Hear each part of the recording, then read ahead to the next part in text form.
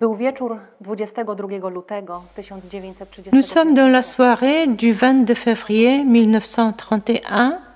Sœur Faustine rentre dans sa cellule au couvent de la congrégation Notre-Dame de la Miséricorde à Płock. Tout à coup, Jésus lui apparaît. Il est resplendissant, plein d'éclat, vêtu d'une tunique blanche.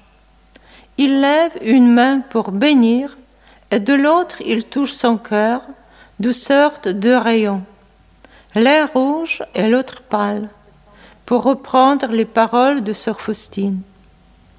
Faustine est enchantée et en silence fixe son regard sur le Seigneur. Elle ressent une grande joie, mais aussi une crainte vis-à-vis de Dieu si proche.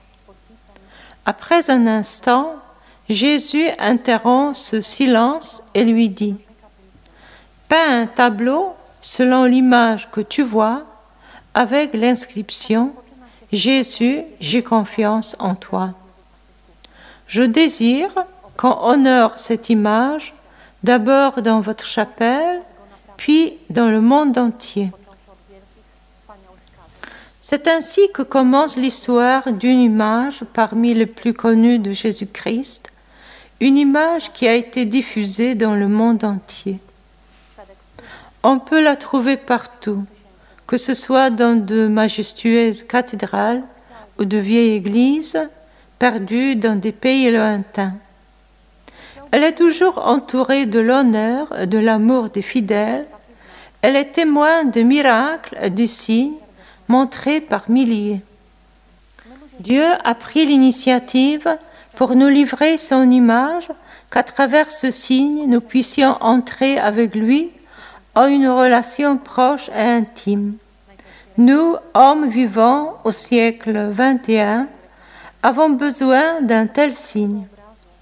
Entourés de milliers d'images de divers contenus, de panneaux publicitaires, de néons, nous avons besoin d'une image qui nous donne quelque chose de plus qu'un simple stimulus pour satisfaire nos besoins et acheter toujours plus. Nous avons reçu une telle image afin qu'elle nous conduise à travers la vie. Durant notre rencontre, je voudrais vous parler de l'image de Jésus miséricordieux afin d'attirer votre attention sur certains éléments qui portent en eux un message très important pour nous et qui peuvent nous aider à rencontrer Dieu d'une façon plus proche et plus approfondie. Commençons par le fond.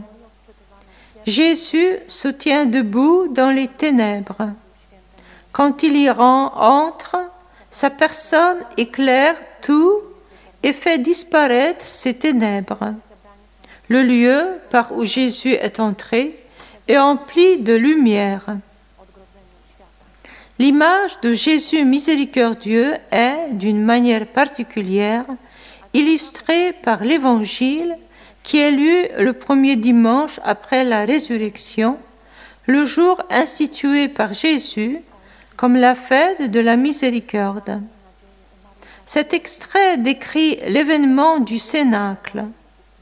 Les disciples réunis sont assis derrière des portes fermées, séparés du monde. Il commence à faire nuit, l'obscurité gagne la pièce.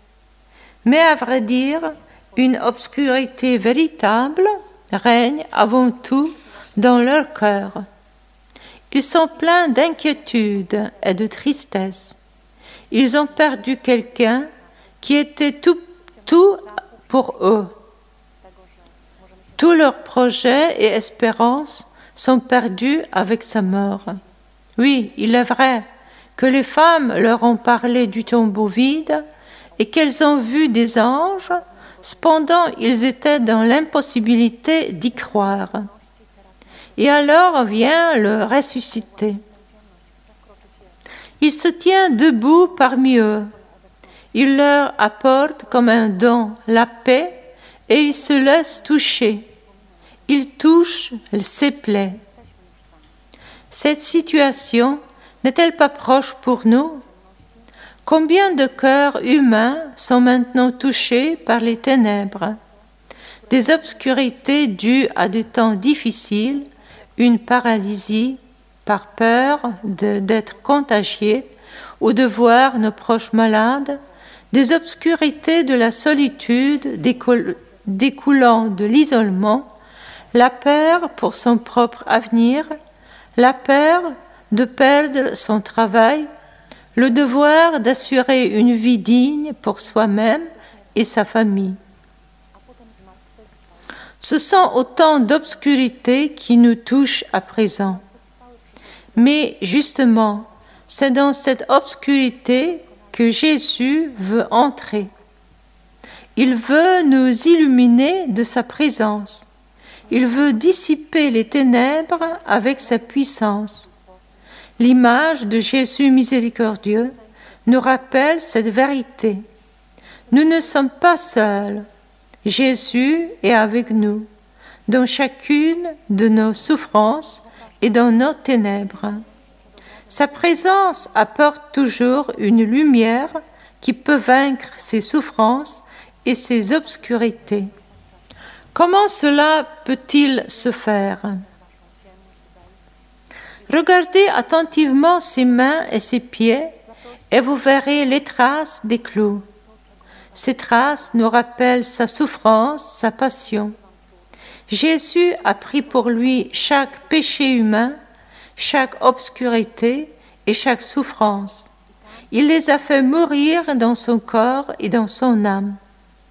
Il est mort, il est ressuscité, en apportant à l'humanité une nouvelle vie. Maintenant, le ressuscité vient à nous, afin de nous offrir cette vie. Lui, il connaît bien cette douleur, cette tristesse, le goût de cette souffrance que nous traversons. Il ne veut pas qu'elle nous ronge. Lui, il peut nous offrir sa paix, sa consolation et le bonheur véritable qui découle de sa présence auprès de nous. Il nous appartient de profiter ou non de ce don. Je vous invite aujourd'hui, durant votre prière devant Jésus miséricordieux, à penser à votre vie, à votre situation actuelle. Est-ce que vous aussi, à présent, vous traversez des ténèbres? Jésus veut entrer dans vos ténèbres et les dissiper avec son amour. Invitez-le pour qu'il puisse agir et vous donner ce dont vous avez le plus grand besoin. Si cela vous est difficile, n'ayez pas peur. Jésus l'avait prévu. Sous ses pieds, il nous a laissé sa réponse. Des mots très simples qui nous ouvrent tout. Jésus, j'ai confiance en toi. C'est la plus simple prière qui touche le cœur de Dieu. Notre confiance fait libérer en lui toute une mer de grâce qui commence à embrasser notre vie. Celui qui a confiance en Dieu ne sera jamais déçu.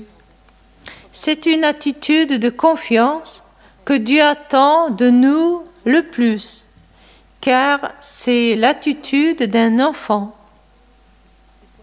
L'enfant attend tout de ses parents. Il sait qu'il recevra tout, que ses parents prendront soin de tout. Et Dieu attend de nous une telle attitude, que nous mettions tout entre ses mains et que nous le laissions agir dans notre vie. Je sais qu'il n'est pas du tout facile de prononcer les mots « Jésus, j'ai confiance en toi ». Quand les temps sont paisibles, quand tout est calme, une telle prière se dit facilement. Peut-être l'avons-nous déjà prononcée 1000 fois de cette façon. Cependant, dans une situation de souffrance, d'obscurité, de telles paroles nous coûtent beaucoup. De telles paroles ont une grande valeur. Seulement dans une telle expérience, notre prière, Jésus, j'ai confiance en toi, acquiert une vraie valeur. Non dans des circonstances faciles, mais au-dedans des ténèbres et de la souffrance. Jésus, je vous invite à une telle prière, à un tel combat pour avoir la confiance en Dieu. Car c'est vraiment un combat dont il s'agit, c'est une lutte. Satan se mettra contre vous, il tâchera d'insinuer dans vos cœurs des pensées noires, il tâchera de vous faire peur, de vous ôter l'espérance, et enfin il tâchera de vous suggérer que, puisque Dieu accepte de pareilles situations, c'est qu'il ne vous aime pas. Mais il ne le fera pas explicitement. Il usera de diverses manières pour qu'il ne soit pas reconnu, pour qu'il reste caché et ne soit pas démasqué. C'est sa stratégie. Et notre force, ce sont ces simples paroles et la confiance qui en découle. Alors, dès que vous sentez que l'inquiétude croît en vous, que la tristesse vous gagne, que telle ou telle situation vous accable, vous écrase, faites usage des paroles que Dieu nous donne dans sa miséricorde. Criez, « J'ai confiance en toi ». Bien que je ne comprenne pas, bien que j'ai peur, bien que je ne sache pas ce qu'il adviendra de moi et de mes proches. J'ai confiance en toi, car tu es mon Dieu, Dieu des miséricordes, toi qui as vaincu le mal sur la croix. Tu veux me donner une vie nouvelle en toi-même. J'ai confiance en toi et jamais je ne serai déçu. Je dois vous dire que j'ai moi-même l'expérience d'une telle prière. C'est pourquoi il y a en moi une grande gratitude envers Dieu. Une telle prière m'a sauvée dans les moments les plus difficiles et les plus douloureux de ma vie. Toutefois, cette prière m'accompagne également au quotidien, dans de petites choses ordinaires, mais qui demandent aussi de la confiance. Je crois profondément qu'une telle prière fera des merveilles dans vos vies. Nous avons déjà considéré 3 éléments de l'image de Jésus miséricordieux, le fond, les plaies sur les mains et sur les pieds, l'inscription. Regardons à présent les yeux de Jésus. Nous avons l'impression qu'il nous regarde vraiment. Peu importe sous quel angle nous fixons l'image, ce regard semble nous suivre. Cette image reflète le regard de Jésus sur la croix. C'est lui-même qui l'avait dit à Sœur Faustine. Ce regard, c'est quoi? Un regard plein d'acceptation, un regard qui accueille chacun. Même si nous avons commis de grands péchés, nous allons toujours trouver dans ses yeux l'amour qui nous attend. Un amour inconditionnel, délicat, ouvert à la rencontre, prêt à vous entendre. Quand nous nous trouvons devant un tel regard, nous sommes capables de nous ouvrir, de confier nos secrets. On se sent alors accepté dans toute la beauté et dans toute la misère. On est capable de découvrir une vérité sur soi-même, car on se sent à l'aise. Laissez-vous toucher par ce regard de Jésus dès aujourd'hui. Permettez-lui de vous rencontrer. Tâchez de découvrir devant Dieu ce qui est caché profondément en vous. Lui il veut vous écouter, vous exaucer et vous venir en aide. Il attend juste un premier pas de votre part. Sa main s'est déjà levée pour vous bénir, pour vous accorder des grâces nécessaires. Peut-être allez-vous me dire que tant de fois, vous avez demandé à Dieu différentes choses et que Dieu ne vous a pas exaucé, que votre prière n'a pas donné les résultats que vous attendiez. Comment expliquer cela? Souvent, nous confions à Dieu diverses intentions, avec notre compréhension humaine des affaires et des choses. Il nous semble que nous savons de quoi nous avons besoin et quelle est la meilleure solution. Mais Dieu voit autrement. Il voit plus loin et d'une façon plus profonde. Sa manière de voir les choses ne s'arrête pas à ce qu'il y a ici-bas et en ce moment présent, mais il vise l'éternité avant tout. Dieu nous regarde d'une optique différente et veut diriger notre vie de manière qu'elle puisse aboutir d'une façon heureuse à l'éternité. Est-ce que nous regardons notre vie de la même perspective à travers nos divers événements et difficultés? Ou bien s'agit-il seulement de supprimer les obstacles, de veiller à notre confort momentané, à notre plaisir? Dans ce cas précis, nous perdons la perspective de la vie éternelle. Or, Dieu, en nous aimant infiniment, ne peut pas s'arrêter à notre présent. Dieu veut notre bonheur éternel. Il nous guide parfois sur un chemin difficile, mais il a son projet, un projet plein de miséricorde. Seul lui connaît ce chemin et son sens profond. Seul lui peut le découvrir et nous l'expliquer.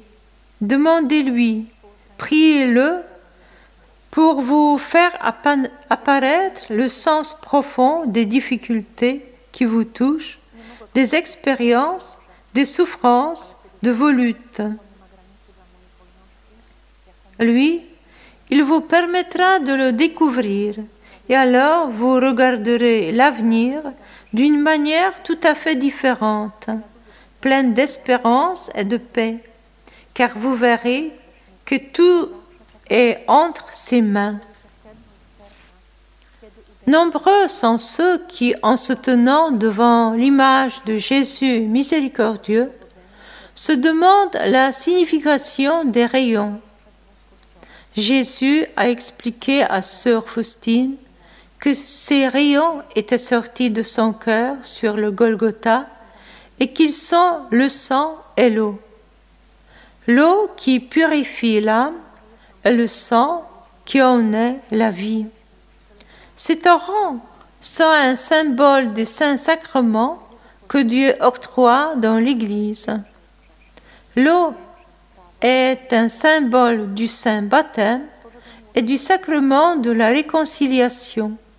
Le sang est un symbole de l'Eucharistie. Jésus veut que nous vivions à l'ombre de ces rayons, que notre vie soit sans cesse lavée et vivifiée par les sacrements. Posez-vous la question de savoir comment se présente votre vie sous cet angle.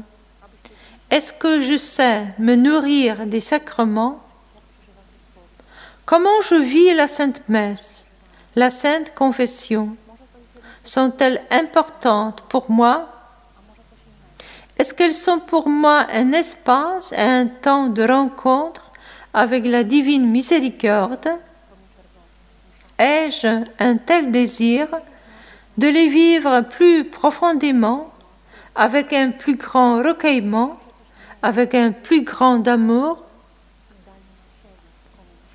Réfléchissez-y et tâchez de faire un petit pas dans la bonne direction. Il faut aussi que nous réfléchissions un peu à la Sainte Confession, qui est une grande expérience de la divine miséricorde. Je viens à Dieu avec mon péché, je le confesse, je me repentis, je reçois son pardon. Mais en plus de cela, j'obtiens de nombreuses grâces nécessaires afin d'être guéri intérieurement et changé de vie. Nous le savons bien, mais pour beaucoup de personnes, la confession reste très difficile.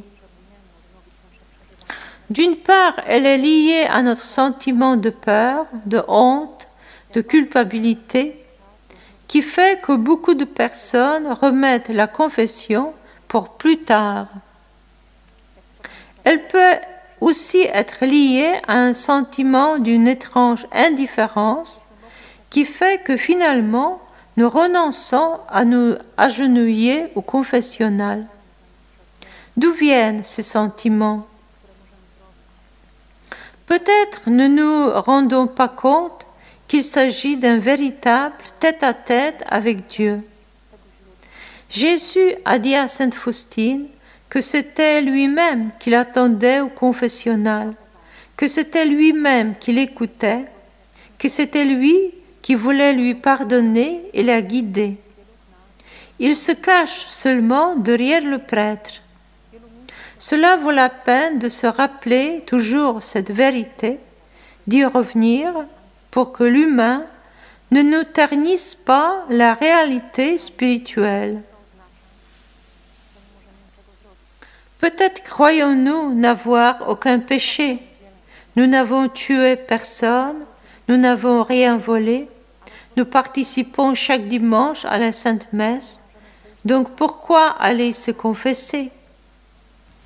Notre conscience ne réagit plus, est devenue indifférente. Dans le petit journal de Sainte Faustine, nous trouvons les paroles suivantes. Je suis 3 fois saint et j'ai du dégoût pour le plus petit péché. Je ne peux aimer une âme souillée par le péché, mais lorsqu'elle se repent, il n'y a pas de limite à la largesse que j'ai envers elle. Ma miséricorde l'enveloppe et la justifie. Je poursuis de ma miséricorde les pécheurs sur tout leur chemin. Et mon cœur se réjouit quand ils reviennent vers moi. J'oublie les amertumes dont ils abreuvaient mon cœur, et je me réjouis de leur retour. Dis aux pécheurs qu'aucun n'échappera à ma main. S'ils fuient mon cœur miséricordieux, ils tomberont dans les mains de ma justice. Dis aux pécheurs que je les attends toujours. Je prête une oreille attentive au battement de leur cœur quand il bat pour moi. Écris que je leur parle par leur remords de conscience, par les insuccès et les souffrances, par les orages et la foudre, je leur parle par la voix de l'Église, et s'ils font échouer toutes mes grâces, je commence à me fâcher contre eux, les abandonnant à eux-mêmes. Je leur donne ce qu'ils désirent. Peut-être pensons-nous qu'il n'y a plus de pardon pour nous.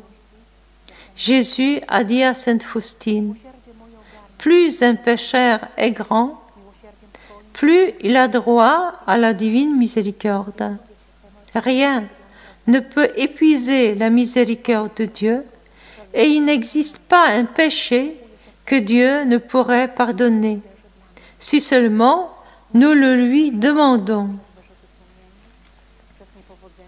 Nous pouvons énumérer encore beaucoup d'autres raisons qui nous empêchent l'accès à la confession.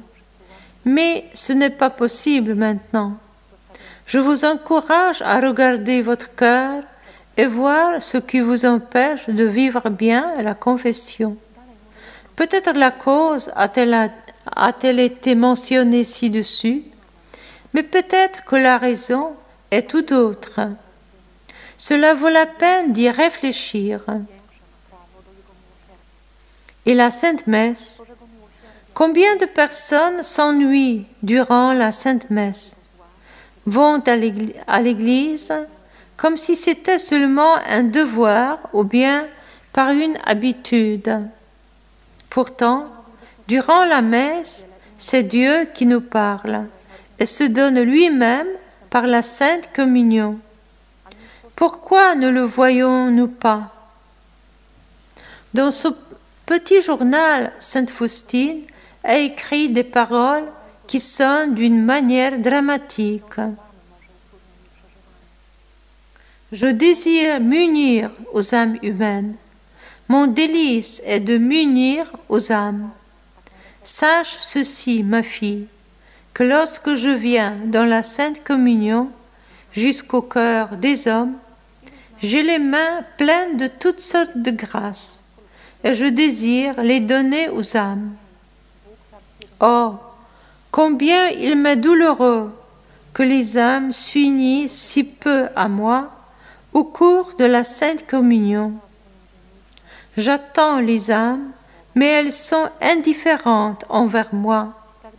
Je les aime si tendrement et si sincèrement, et elles se défient de moi.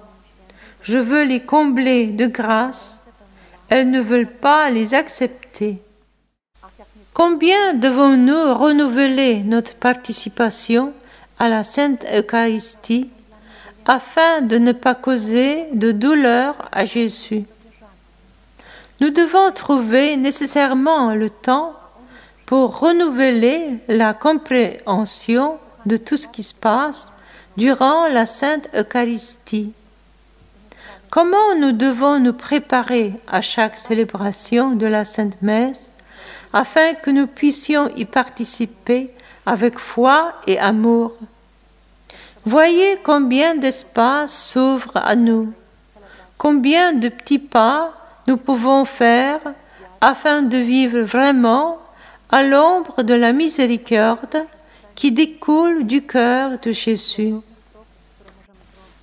Bien que très important, cela cause peut-être en vous une certaine inquiétude en raison d'un accès limité au sacrement en ces temps de pandémie. Dans plusieurs lieux, des églises sont fermées, sans possibilité de participer à la Sainte Messe, ni d'accéder à la Sainte Confession. Est-ce que cela signifie que nous ne pouvons vraiment rien faire? Non. Beaucoup de possibilités s'offrent à nous, alors que les possibilités traditionnelles peuvent être limitées, d'autres voies se font jour. Quand nous ne pouvons pas participer à la Sainte Eucharistie dans l'église paroissiale, des messes sont retransmises en direct depuis le monde entier, à la télévision, à la radio, sur Internet et sur YouTube. Il suffit seulement de les chercher et de s'unir spirituellement pour ainsi accéder à la Sainte Communion. Moi aussi, j'ai expérimenté la quarantaine et au début, je vivais une telle situation. Aujourd'hui, je suis reconnaissante à Dieu d'avoir eu une telle possibilité de participer à les Saintes Messes par l'intermédiaire d'Internet. Évidemment, au moment où je pouvais déjà physiquement me trouver à l'église, j'ai expérimenté une grande joie et une émotion. Mais durant l'isolement, ce fut ma façon de rencontrer Dieu. Dieu venait à moi d'une telle manière, m'embrassant de sa miséricorde. Et il veut le faire pour chacun de nous. Peut-être que ces difficultés nous permettront de voir ce que nous avons perdu et d'être enchantés de nouveau par cette merveille que Dieu nous a donnée. Mes chers amis, voilà, c'est mon commentaire de l'image de Jésus miséricordieux. J'espère que ce contenu vous aidera à regarder l'image à nouveau. Et avant tout, cela va vous guider vers une rencontre avec Jésus plus profonde et plus vraie.